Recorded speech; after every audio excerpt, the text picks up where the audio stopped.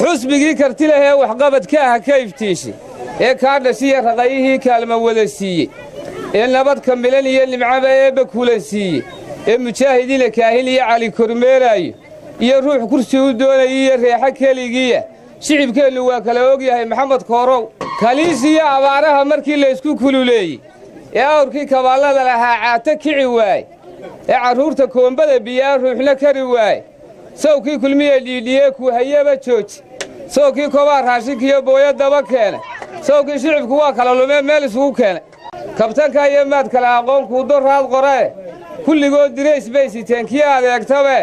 kulmiye aqoontii korshoo kaabay qarankii oo darajada kaamilka suray korkoodii kulmiye wax badan soo qabtay mowka lahayuu kalena waa maansaday ku hatay laabtay kunuuniga markii doorashada kaadhku wada muuqdo kaftan maalintii la iska dhigo kibirro soo oodno nimankii kuleylka iyo maray kaarihi iyo suuga